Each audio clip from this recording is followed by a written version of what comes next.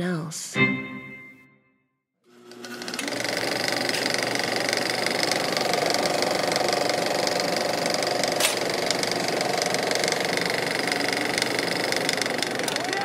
Kill me so bad he can taste it. How can I was going to kill anybody? Attica!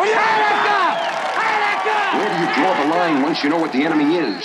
How long would the Nazis have kept it up, General, if every Jew they came after had met them with a gun in his hand? But I learned from them, General Black. Oh, I learned. You learned too well, Professor. You learned so well that now there's no difference between you and what you want to kill. It was found in an ashtray by the dead man's bedside. Then someone planted it there. It's a used peep cleaner. Or are you suggesting that I'm fool enough to have entered Ratchet's cabin, murdered him, cleaned my peep, and dropped it in the ashtray before leaving? No, Colonel Arbuthnot. My client. You open your mouth, you're losing my case for me. Now listen to me, No, you listen to me. All I want on this trial was a fair shake. Okay? Push me into court 5 days early. I lose my star witness, and I can't get a continuance, and I don't care. I'm going up there, I'm going to try it, I'm going to let the jury decide. You know, they told me about you. Said you're a hard ass, you're a defendant's judge. Well, I don't care. I said to hell with it, to hell with it.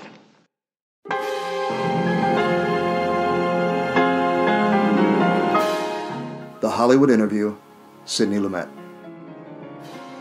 Sidney Lumet was the first director I interviewed whose one-sheet posters hung on my wall as a kid. He was an idol, an icon, and an inspiration.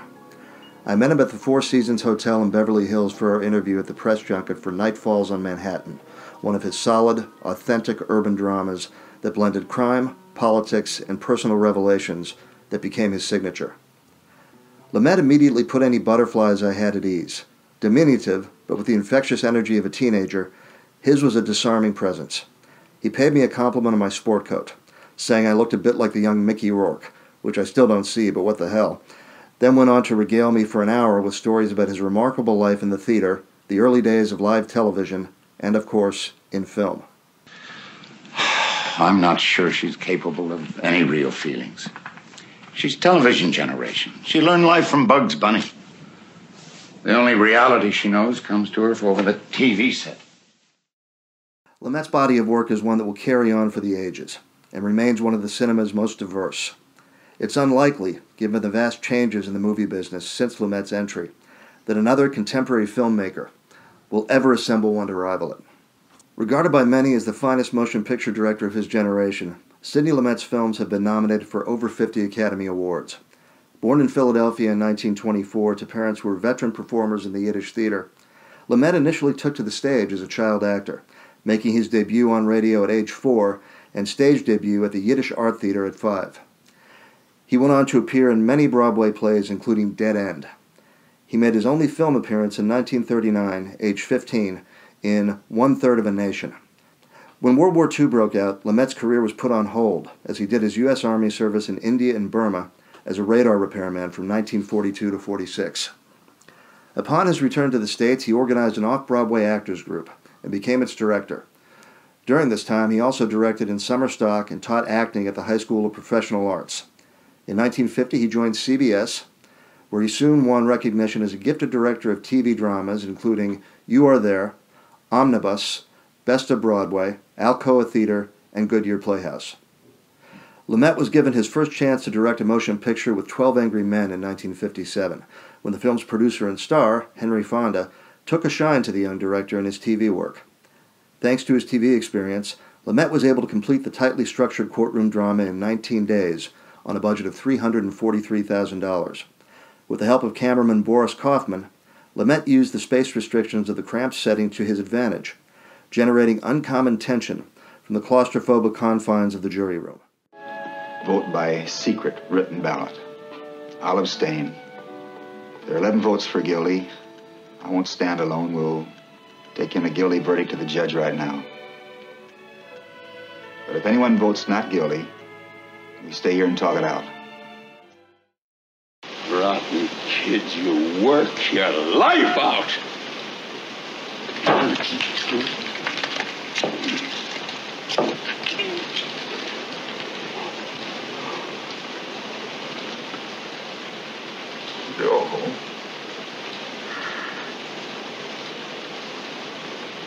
Not guilty. Not guilty. The film and its director were nominated for Academy Awards. Lumet won the Directors Guild Award, and the film was widely praised by critics. It would lay the groundwork for territory that Lumet would explore in many of his future films. Humanity, attempting to prevail amid cynicism and corruption in an urban, political setting, with a righteous protagonist standing alone in this harsh world in which he is attacked from all sides, sometimes by those he loves and trusts the most. Lumet's work in the 1950s and 60s in particular turned the ideals of post-war Eisenhower America, with happy housewives vacuuming, husbands bringing home the bacon, and keeping up with the Joneses upside down, influencing generations of filmmakers and storytellers, including recent hits such as AMC's Mad Men. Lumet received another nod from the DGA for his handling of Eugene O'Neill's Long Day's Journey into Night, on which he applied a masterful mix of static and dynamic camera work, turning the play into a distinctly cinematic work with a classic performance from Katharine Hepburn in the lead. He was different from all ordinary men, like someone from another world. I fell in love right then. So did he. Told me afterwards. I forgot all about becoming a nun. Or a concert pianist. Lumet's growing reputation was further enhanced by his intelligent handling of the Cold War thriller Fail Safe, and his compassionate treatment of a complex psychological theme in The Pawnbroker, the profoundly disturbing study of a Holocaust survivor's anguished existence in New York's Harlem amidst his burning memories of the concentration camps. After generating a powerful drama of the wretched life of a British military prison in The Hill, the first of his 4 collaborations with star Sean Connery, which also included Murder on the Orient Express and the little-seen masterpiece The Offense, Lumet's next big commercial splash came in 1973 with Serpico, the riveting true-life police thriller starring Al Pacino about an honest cop trying to expose widespread corruption within the NYPD.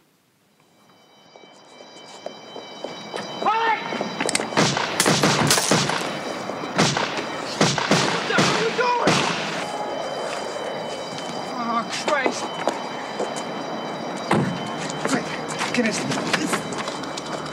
Hey! I'm a police officer! Get over there! Hey! It's me, Serpico! Hey, I'm a police officer! Police officer! I'm an officer! I'm a police officer! Jesus, Frank, how was I supposed to recognize you? You stupid fuck. Frank, I didn't know you. You didn't know me! You fire without looking! You fire without a warning, without a fucking brain in your head! Hey, Precinct. Yeah.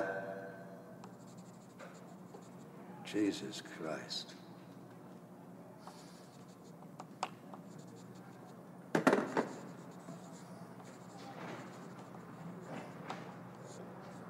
Guess who got shot?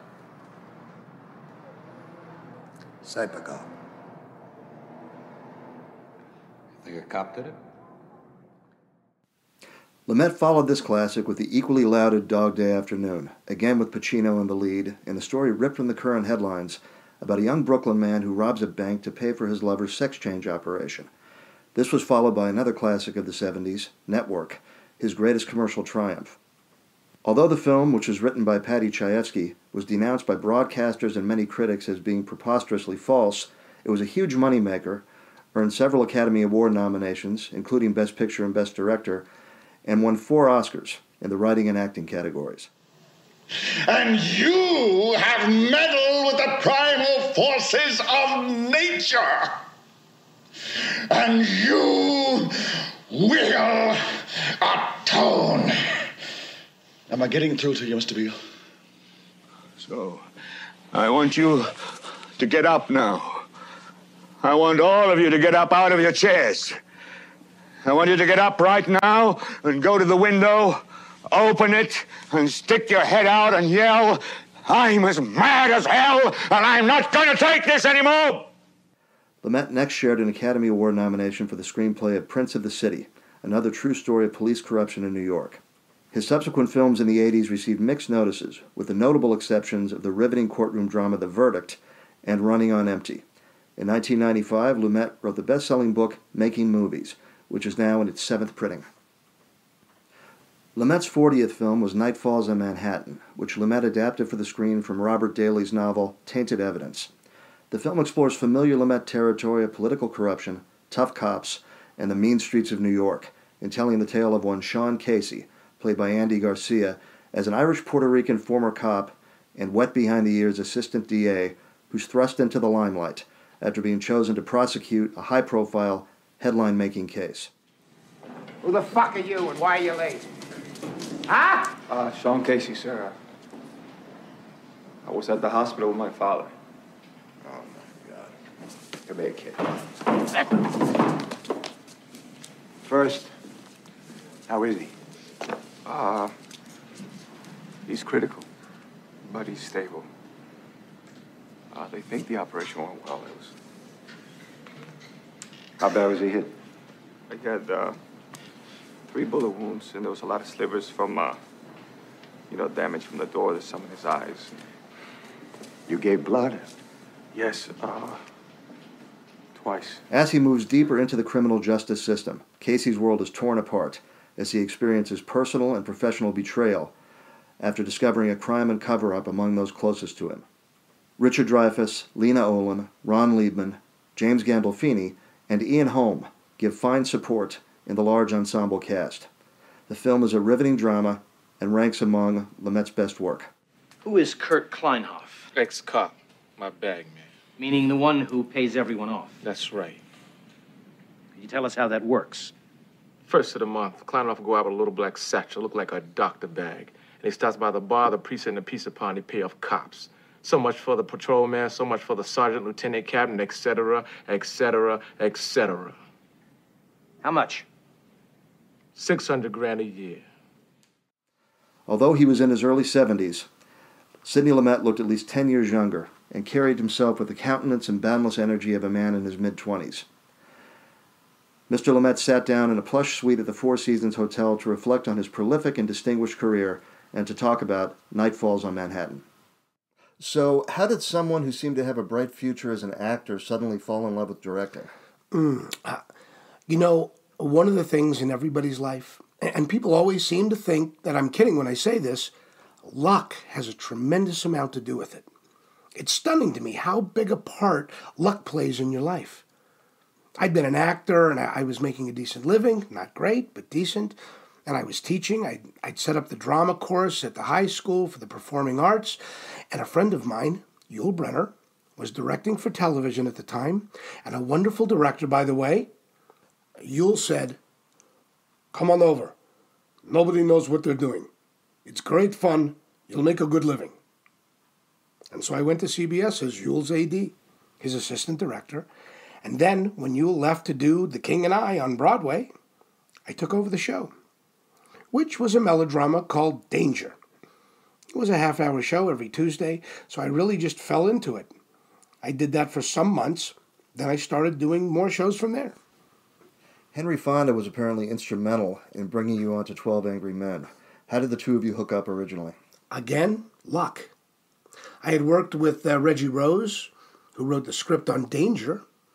We had done some of Reggie's first scripts. He always liked what I did with his work. So when the movie came up, I had not done the original television show. Reggie wanted me to do it. Before I began directing, I and another group of actors had formed a workshop off-Broadway. And we'd be there doing exercises, vocal exercises, physical exercises, and work on scenes. And I had done some directing there. That's actually where I started directing. There wasn't an official director in the group, but somebody had to say, "You go over there, you do this." So I started doing it.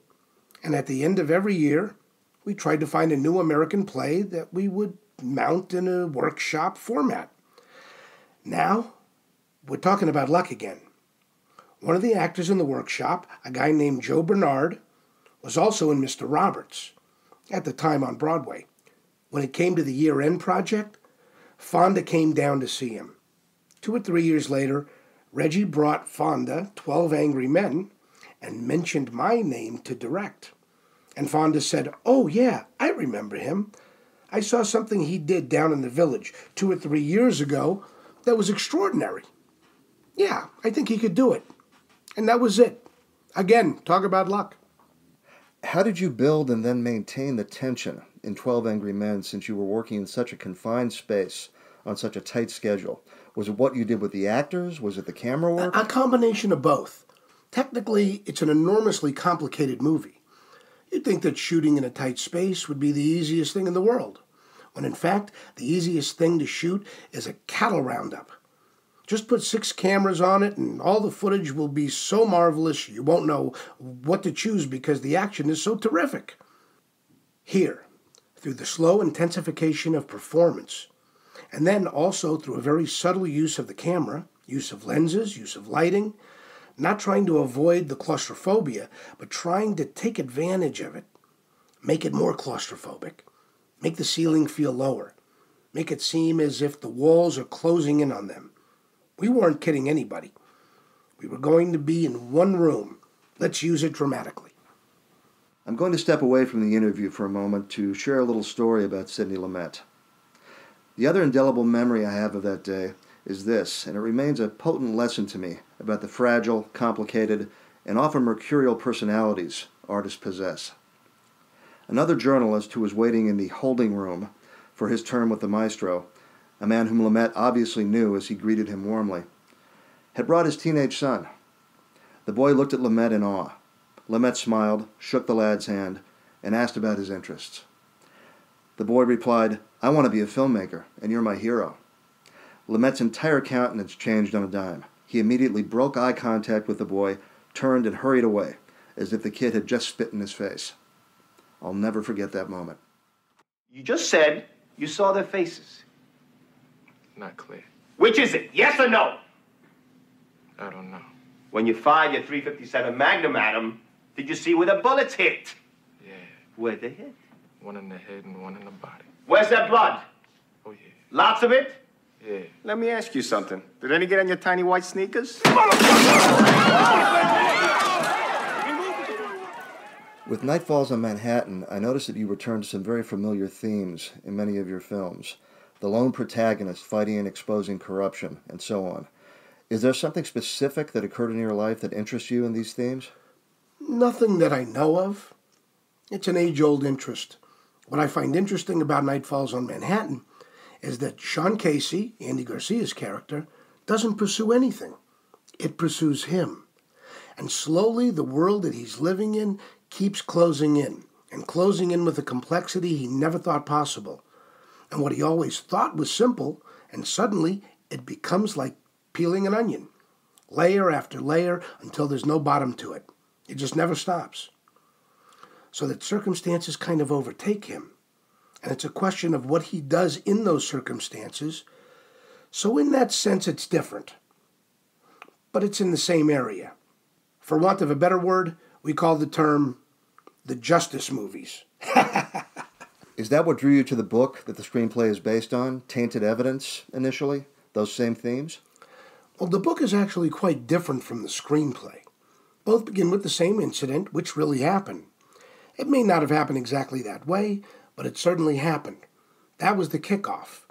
That if this story was true, that a bunch of cops had gone up to knock off the biggest drug dealer in Harlem, and that he had taken out 4 of them and escaped anyway, the defense that was offered in the real trial was that the cops and the dealer were in business together, and that this was self-defense because he knew they were coming up there to execute him, and that if that is so, since that is so ass over tea kettle to begin with, such a reversal from what you normally would think would happen, all of a sudden, it's, wait a minute, where am I?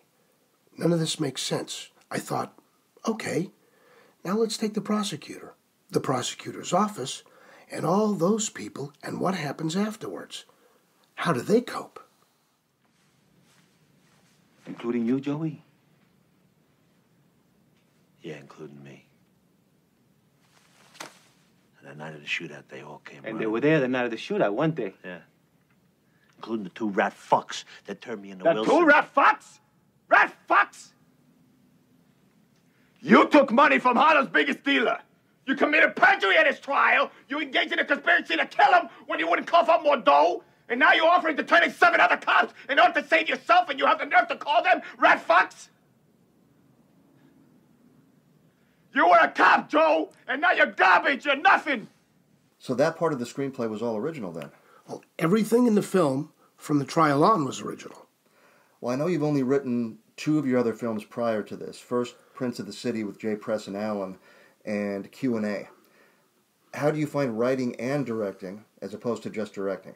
I love the writing process. It's fairly new to me. And I don't consider myself a full-fledged writer yet.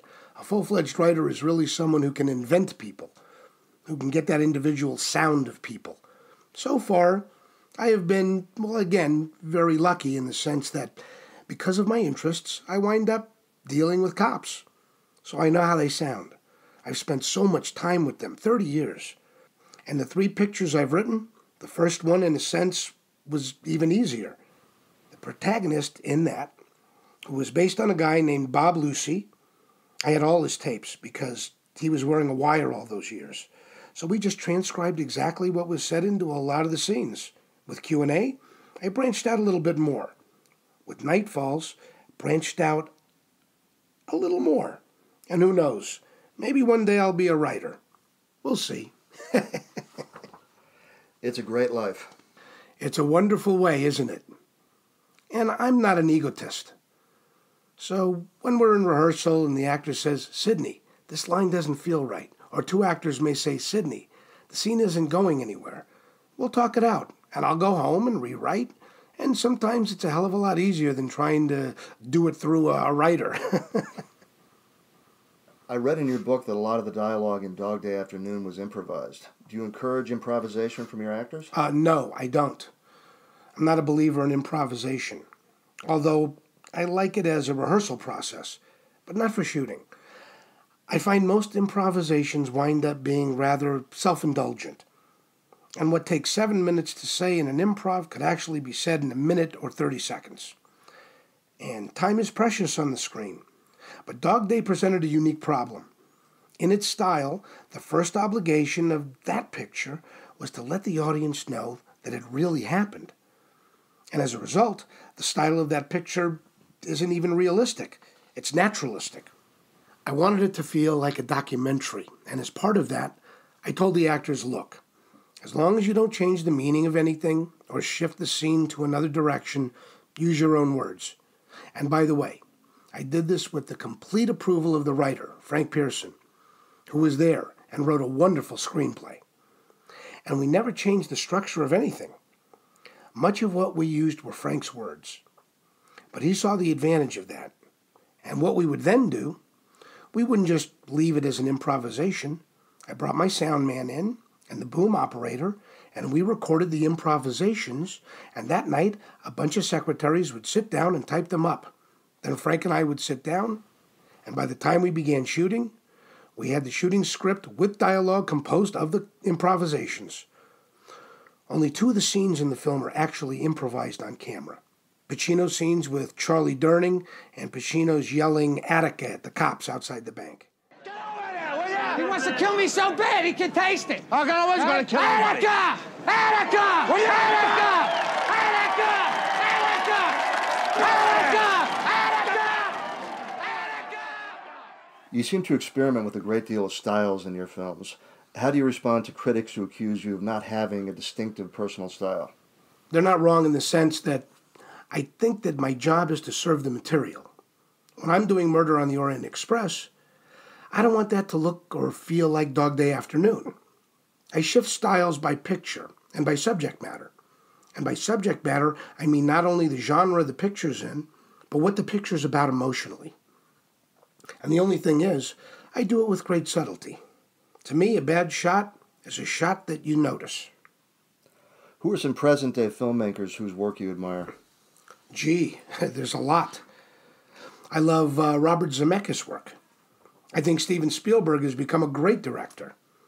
And I'm not using the word great like Variety uses the word great. I mean of all time. I think 2 of the greatest American movies ever made are E.T. and Schindler's List. Those are two great movies in the classic sense of the word. E.T., even though it's a very different kind of movie in that it's not serious, is one of the most beautiful, perfectly made movies I've ever seen. An extraordinary piece of work. Nobody knows, who hasn't tried it, how hard it is to make a fantasy work. Film is a very literal medium. And when that group of bicycles took off, my heart just leapt, as did the whole audience the night I saw it. The whole place just screamed and cheered and applauded. The sense of emotion, release that you had from that, the sense that they were going to win. That's great movie making. Any other names that come to mind? Well, the bad thing about a question like this is that I run the risk of offending those I leave out, either intentionally or not. I mean, there's so many. I love Jonathan Demme. I love Ron Howard's work. He's a wonderful director. What do you think about the independent film movement? Well, I'm not sure there is an independent film movement. I hope there is. But Miramax belongs to Disney, and Harvey Weinstein is getting himself up from $30 and $40 million budgets, a far cry from where he began. New Line belongs to Turner, so their fine line budgets are going up, up, up. The history of independence, by which we really mean in this country, is independent financing of movies. We don't mean independent movies. John Sayles, for example, still makes independent movies. And he's another director I love. There have always been the John Sayles, the individuals who get it done. But the history of independent movies in this country seems to indicate that the independents eventually all get swallowed up by the majors. Dino De Laurentiis, Lorimar. And I think that'll happen more and more as the problems with distribution, I guess I should say the stranglehold on distribution, gets more complete. Since so many independent-minded films did well at the Oscars in 1997, do you see those types of films coming back into vogue, like in the late 60s and 70s? I don't think so. I think you're going to see a big backlash next year. I think you're going to see the most expensive movie from every studio nominated next year. I'm probably wrong, but what can I say? I'm a cynical old man.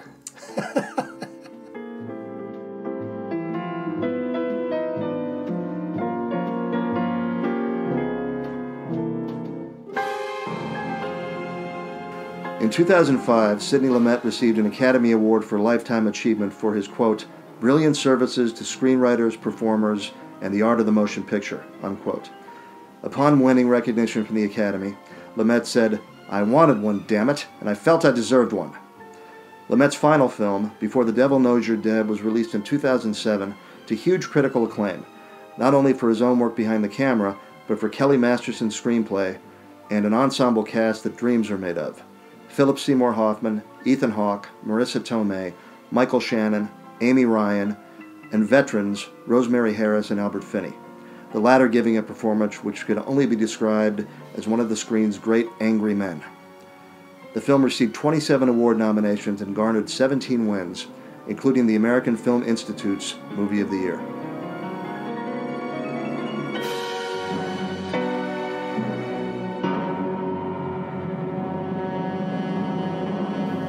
Hi, this is Alex Simon, and you have been listening to The Hollywood Interview. For more interviews and complete transcripts of The Hollywood Interview, go to thehollywoodinterview.com. The Hollywood Interview was produced and edited by Conal O'Herlihy. Sidney Lumet was played by Jonathan Coogan.